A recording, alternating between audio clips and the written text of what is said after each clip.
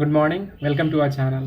In this video, we will be discussing problems of G.N. Burman and we are discussing indefinite integral. और ये हमारे video series का G.N. Burman के problem का छठा लेक्चर है। ये सारा वीडियो टाइम स्टाम्प्ड है, आप डिस्क्रिप्शन बॉक्स में जाके देख सकते हैं कि हर एक प्रॉब्लम के सामने कुछ टाइम दिया हुआ है और उस पर अगर आप क्लिक करेंगे तो उस पर डायरेक्टली जंप कर जाएंगे। तो जैसे कि अगर 10 प्रॉब्लम में अगर आपको मान लीजिए 5th प्रॉब्लम में प्रॉब्लम है, नंबर दिया हुआ है G.N. बर्मन के अकॉर्डिंग, तो उस नंबर पे आप डायरेक्टली जंप कर सकते हैं।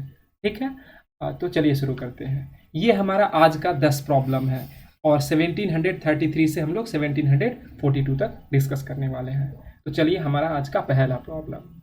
दिखने से ये प्रॉब्लम बहुत बड़ा लग रहा होगा, लेकिन ये प्रॉब्लम बहुत ही सिंपल है और मैं कहूँ तो इसको देख के इसका डायरेक्ट आंसर भी लिखा जा सकता है।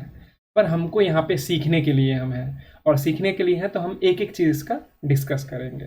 तो सबसे पहले दो चीज़ से हमको प्रॉब्लम लग सकता है। एक तो यहाँ पे कॉस का जो आर्ग्यूमेंट है उसको देखने में बहुत बड़ा लग रहा है, दूसरा ये वहाँ पे -2 पावर है।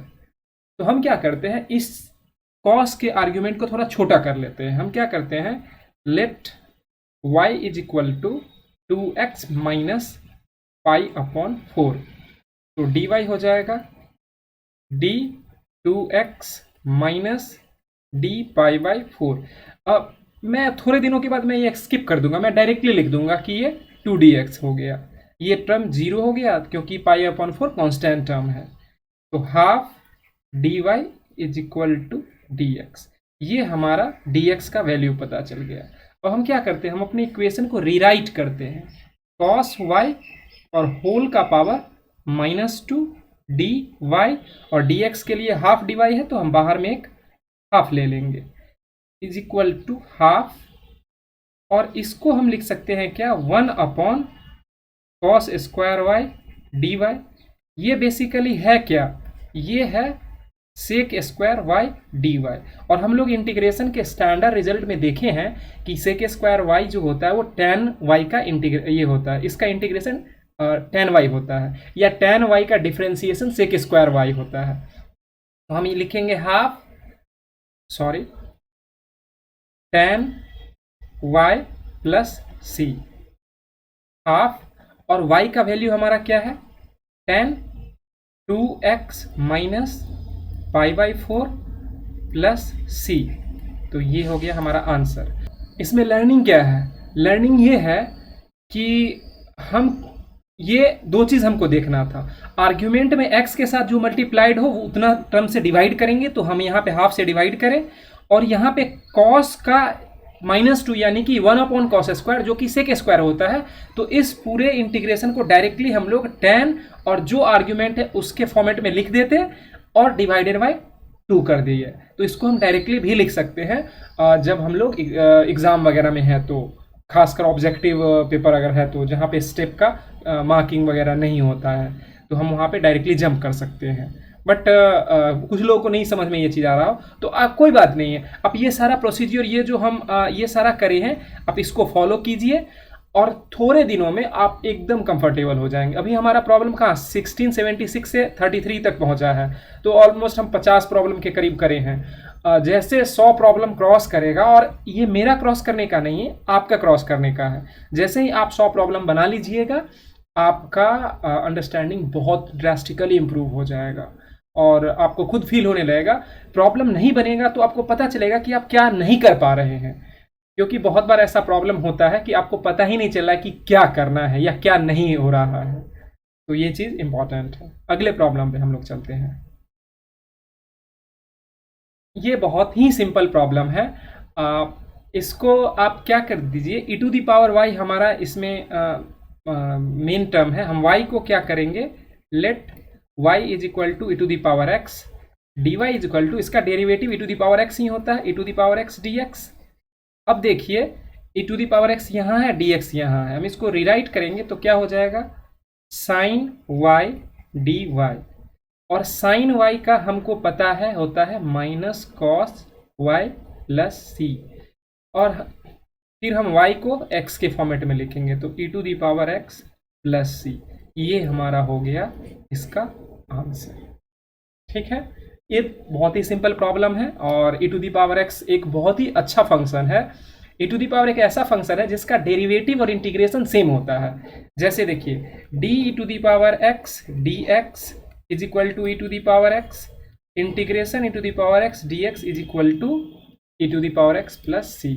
तो ये एक ऐसा फंक्शन है जिसका इंटीग्रेशन और डिफरेंशिएशन दोनों सेम होता है। कई बार अगर आप कोई इंटरव्यू में जा रहे हैं जहाँ पे मैथमेटिक्स से रिलेटेड कुछ भी है तो वहाँ पे कभी कभी पूछ लेते हैं ये प्रॉब्लम, तो ये चीज़ पूछ लेते हैं, तो आपको ये पता होना चाहिए और मोस्ट ज़्यादातर लोगों को पता भी होगा। अगले प्रॉब्लम पे हम लोग चलते हैं। ये प्रॉब्लम अब देखिए, इसको इस तरह का प्रॉब्लम हम लोग डिस्कस करें हैं। हम बोले ये हैं कि अगर हमारा फंक्शन जिस फॉर्मेट में है अगर वही उसी फॉर्मेट में हमारा डेरिवेटिव रहे तो हम क्या करेंगे, y सपोज करेंगे 1 plus x square d y is equal to d 1 plus x square. अब हम यहाँ पे इसको डिफ्रेंशिएट फर्दर नहीं करेंगे क्योंकि हमारा मोटो क्या है, मोटो प्रॉब्लम सॉल्व करना है। मोटो ये नहीं दिखाना है कि हम कैलकुलेशन कितना अच्छा कर लेते हैं, प्रॉब्लम सॉल्व करना हमारा मोटो होना चाहिए। तो ये हम क्या इसको लिख देंगे डी वाई और अपॉन वाई। अब 1 अपॉन वाई का हमको पता है ln mod y plus c. ये मॉड लगाना अच्छा माना जाता है, किसी किसी बुक में मॉड नहीं भी लगाते हैं, बट जनरली आप लगा के चलिए। वैसे इस चीज़ के बारे में मैं कभी फंक्शन वाला टॉपिक जब डिस्कस करूँगा तो मैं उसके केस में इस चीज़ को मैं लाऊंगा, तो फिर वहाँ पे मैं इस पे कुछ कमेंट करूँगा। बट आप जनरली मॉड लेके चलिए, ठीक है। GN वर्मन में मॉड लेके करा हुआ है, तो आप GN वर्मन को फॉलो कर सकते हैं क्योंकि काफ़ी स्टैंडर्ड बुक है, ठीक है। तो सॉरी, ये 1 प्लस एक्स स्क्वायर, ठीक है। तो ये हमारा इसका आंसर हो गया। अगर जिनको प्रैक्टिस है वो डायरेक्टली भी लिख के कर लेते हैं। अगेन ये सेम प्रॉब्लम है लेकिन इसमें अब हमको थोड़ा सा ज़्यादा मेहनत करना पड़ेगा। तो देखिए ये डी आर्क साइन एक्स है, let y is equal to arc sine x. तो d y is equal to d arc यानी कि साइन इनवर्स एक्स। अब इसको डिफ्रेंशिएट मत कीजिए क्योंकि इसको डिफ्रेंशिएट करने से हमारा प्रॉब्लम बढ़ जाएगा। हमको प्रॉब्लम को बढ़ाना नहीं है, हम सिंपली क्या करेंगे डी वाई और नीचे में लिखेंगे वाई। ये फिर से क्या हो गया ln mod y plus c. यहाँ पे y अलग है, ln mod arc sine x plus c. ये हमारा आंसर हो गया। फेयरली इजी प्रॉब्लम है। और वैसे अगर आप इसको थोड़ा बड़ा करके प्रॉब्लम सॉल्व करना चाहते हैं तो मैं इसके बारे में एक स्टोरी बताऊंगा लास्ट में, और वो चीज़ आपको बहुत अच्छे से समझ में आ जाएगा कि मैं कहना क्या चाह रहा हूँ, और उससे आपको बहुत ही मोटिवेशन भी मिलेगा। तो ठीक है, हम उसको बाद में कर लेते हैं, मतलब लास्ट में, इस वीडियो के लास्ट में हम एक स्टोरी सुनाएंगे, छोटा सा 2 मिनट 1 मिनट या 2 मिनट का स्टोरी है, मूवी का ही है, बट इससे रिलेट बहुत ईजिली हो जाएगा। हाँ, इस तरह का प्रॉब्लम हमारे पास बहुत सारा आता है।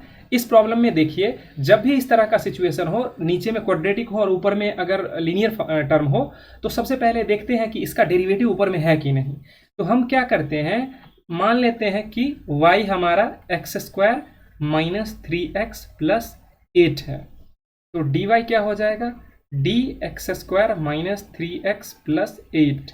इसको अगर हम ओपन करेंगे, 8 वाला टर्म तो 0 हो जाएगा, तो ये हो जाएगा 2x dx माइनस 3dx, यानी कि इसको अगर ब्रैकेट में लेके रखें तो 2x माइनस 3dx। देखिए हमारे पास ऊपर में एग्जैक्टली यही टर्म है। वैसे मैं बताना चाहूँगा कि जब हम लोग पार्शियल फ्रैक्शन इसी में, मतलब 1800 के बाद है, इसी में जब पार्शियल फ्रैक्शन हम सीखेंगे, वहाँ पे हमारे पास बहुत इस तरह का टर्म आने वाला है जिसमें ऊपर में लीनियर और नीचे में क्वाड्रेटिक होगा। और ऊपर वाला टर्म न्यूमरेटर में कोई जरूरी नहीं कि सिर्फ डेरिवेटिव का टर्म हो, लीनियर टर्म होगा और डेरिवेटिव प्लस सम और अदर टर्म होगा। तो हम लोग जब रैशनल और रैशनल टर्म का इंटीग्रेशन सीखेंगे, उस केस में हम वो सारे केस को डील करना सीखेंगे। अभी चूंकि हमारा ये सिंपल, हम एकदम बेसिक, लेकिन ये बेसिक है, और अगर जिसको इस पे कमांड नहीं हुआ, आगे उसको बहुत प्रॉब्लम होने वाला है। तो हम कहेंगे कि आप अपना फोकस या फिर जो भी एनर्जी लगाना है आप इस सेक्शन में बहुत ज़्यादा लगाइए, क्योंकि अगर ये सेक्शन अगर आपका कमांड हो गया तो आगे आपको बहुत आसान हो जाएगा। आगे बस क्या होगा कि अलग अलग तरीका होगा और बस हम उसको इम्प्लीमेंट करेंगे। लेकिन इस सेक्शन में क्या है, ये एकदम बेसिक है कि आप डिफ्रेंसिएशन वगैरह कितना अच्छे से सीखे हैं, उसका एक तरह से टेस्ट है। तो वही अब हम सारे प्रॉब्लम में हम यही कर रहे हैं कि एक फंक्शन देख रहे हैं और उसका डेरिवेटिव निकालने की कोशिश कर रहे हैं और देखते हैं कि वो डेरिवेटिव है कि नहीं है, और अगर वो है तो हम किसी स्टैंडर्ड फॉर्मेट में ये फिट हो रहा है कि नहीं हो रहा है। तो ये देखिए ना, हम लोग y इसको सपोज करें, अब इसको रीराइट करेंगे तो ये हो जाएगा dy अपॉन वाई। ये एक स्टैंडर्ड फॉर्मेट में इंटीग्रेशन में है। हम लोग शुरू में जो इंटीग्रेशन का कुछ स्टैंडर्ड फॉर्मेट लेक्चर वीडियो हम लोग इसी सीरीज का पहला वीडियो जो है उसमें इसी चीज़ को डिस्कस करा गया है, स्टैंडर्ड फॉर्म्स जो सब है। तो 1 अपॉन वाई का हमको पता है ln मॉड वाई होता है प्लस सी। हम y का वैल्यू यहाँ पे क्या है, x square minus 3x plus 8 plus c. तो ये हमारा हो गया। तो यहाँ पे एक चीज़ मैं कमेंट करना चाहूँगा, जैसे मैं पीछे वाले प्रॉब्लम में बोला था कि ln में मॉड लगाना जरूरी है, वो इस तरह के फंक्शन में जहाँ पे क्वाड्रेटिक एक्सप्रेशन है, ये क्वाड्रेटिक एक्सप्रेशन है और ये पॉजिटिव और निगेटिव दोनों हो सकता है x के वैल्यू पे, डिपेंडिंग अपॉन x का वैल्यू। तो x के वैल्यू के कोरस्पॉन्डिंग ये प्लस माइनस हो सकता है, लेकिन ln का डोमेन जो है हमेशा पॉजिटिव होता है। इस कारण से अगर हमारे पास जैसे ln के अंदर कोई ऐसा टर्म है जो हमेशा पॉजिटिव रह रहा हो, तो उस केस में हमको कोई प्रॉब्लम नहीं है, मॉड लगाएं ना लगाएं। लेकिन इस वाले प्रॉब्लम में मॉड लगाना अति आवश्यक है, नितांत आवश्यक है, इंडिस्पेंसेबल है। ठीक है, तो आदत ही डाल लीजिए कि मॉड लगाना, क्योंकि जहाँ पे पॉजिटिव भी है वहाँ पे भी मॉड लगाने का हमें कोई नुकसान होने से रहा, और अच्छी आदत डालना तो चाहिए ही चाहिए। ठीक है, अगले प्रॉब्लम पे हम लोग चलते हैं। ये बहुत ही इजी प्रॉब्लम है। अगेन यहाँ पे अगर हम देखें तो ये नीचे में कोई टर्म है, यानी कि 1 अपॉन वाई के जैसा फॉर्मेट है और x के साथ 2 मल्टीप्लाइड है। तो इसको हम डायरेक्टली लिख सकते हैं ln मॉड 2x माइनस 1 और होल में डिवाइडेड बाई 2 या half into ln mod 2x minus 1। लेकिन चूंकि हम सीख रहे हैं तो हम वैसे नहीं भी अगर मान लेते हैं, सोच पा रहे हैं, लेकिन ये करने में तो कोई आपत्ति नहीं होनी चाहिए। हम लोग क्या करेंगे, d2x माइनस ये 0 d1 हो जाएगा 0, 2dx यानी कि half dy is equal to dx।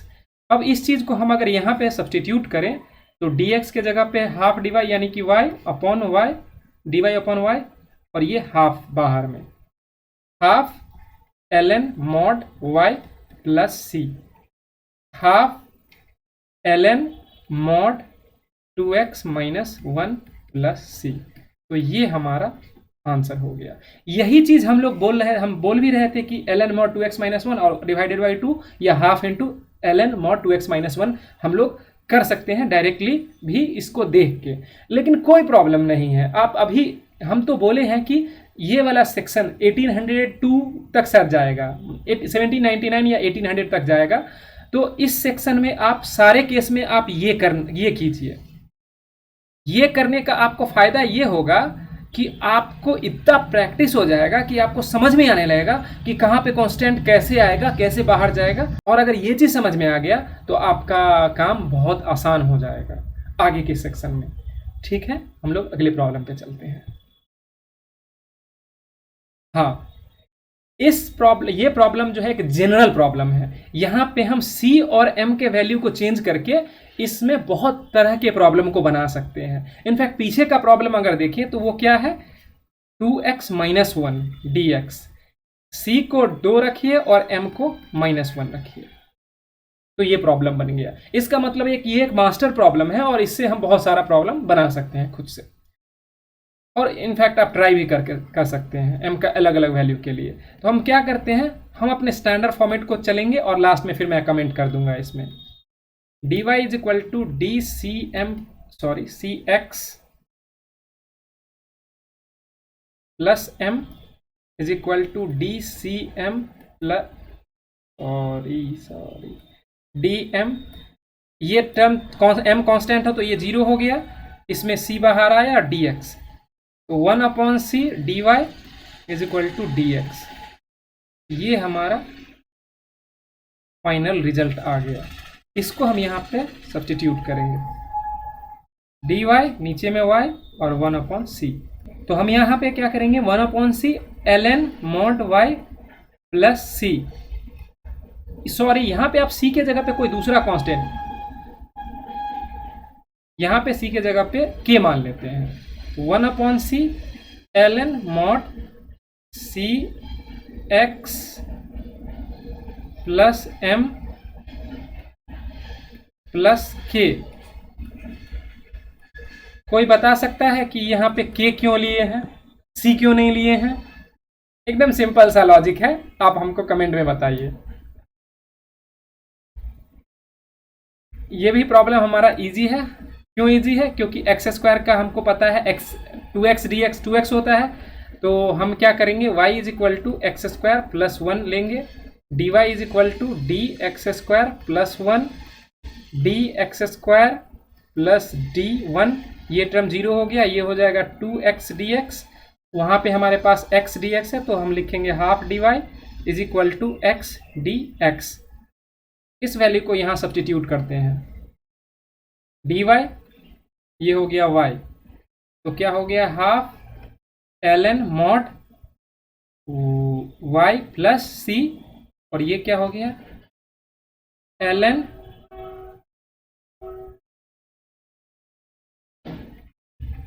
mod x square plus 1 plus c।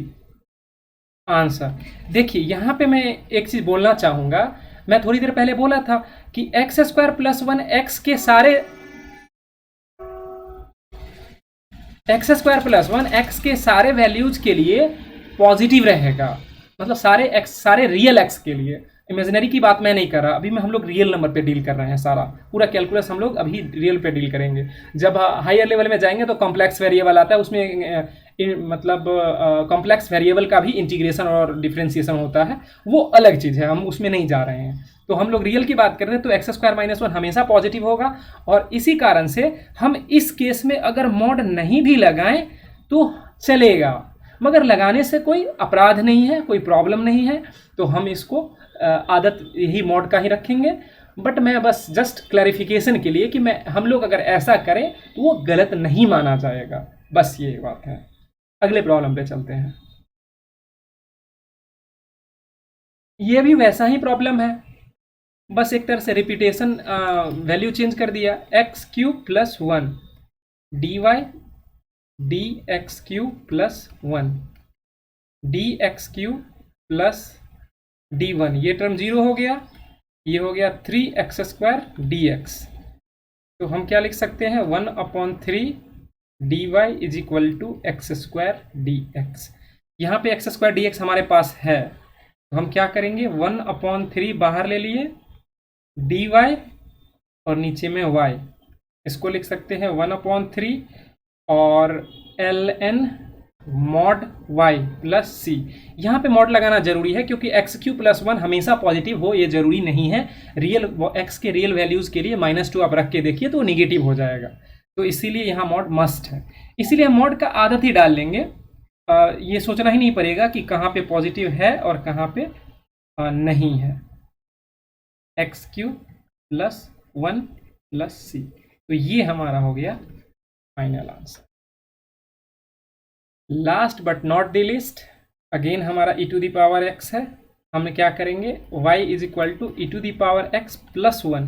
यहाँ पे सिर्फ e to the power x ले सकते हैं और वो गलत नहीं होगा, लेकिन हम पूरा लेने पे भी हमको कोई प्रॉब्लम नहीं, तो हम ले लेते हैं e to the power x plus 1 ही। d e to the power x plus 1 d e to the power x plus d1 e to the power x dx। ये तो टर्म 0 हो गया तो इसको लिखने की जरूरत ही नहीं है, तो हम dy is equal to e to the power x dx। E to the power x dx हमारे पास यहाँ पे है, तो ये हमारा हो गया dy अपॉन y। इसको हम लिख सकते हैं ln mod y plus c is equal to ln mod e to the power x plus 1 plus c। Again e to the power x plus one हमेशा पॉजिटिव होता है। E to the power x का अगर graph आप देखिएगा तो ये क्या है, ऐसे है, और अगर इसको 1 यूनिट और शिफ्ट कर दें तो ये कुछ ऐसे हो जाएगा। तो ये हमेशा इधर एजिम्टोट ये इन्फिनिटी पे बनता है, अब जब +1 करेंगे तो ये 1 पे बनेगा, y इज इक्वल टू 1 पे, इसका y इज इक्वल टू 0 पे। इन एनी केस ये पॉजिटिव है। पर मॉड लगाने में कोई गलती नहीं है, तो हम लगा सकते हैं। अगर नहीं भी लगा हुआ है तो आप समझ सकते हैं कि क्यों नहीं लगा हुआ है। ठीक है, वैसे जीन वर्मन जो है उसमें हमेशा लगा के ही रखते हैं। तो ठीक है, सही बात है। Thank you for watching this video, stay connected. अगर आपको हमारा कंटेंट अच्छा लगता है तो आप हमारे चैनल को सब्सक्राइब कर सकते हैं, टेलीग्राम पे भी जुड़ सकते हैं, डिस्क्रिप्शन बॉक्स में इसका लिंक दिया हुआ है। और कमेंट और फीडबैक कमेंट ज़रूर कीजिए, इससे हमें पता चलेगा कि हमारा कंटेंट में क्या कमी है, उसको हम दूर करने की कोशिश करेंगे। Thank you again.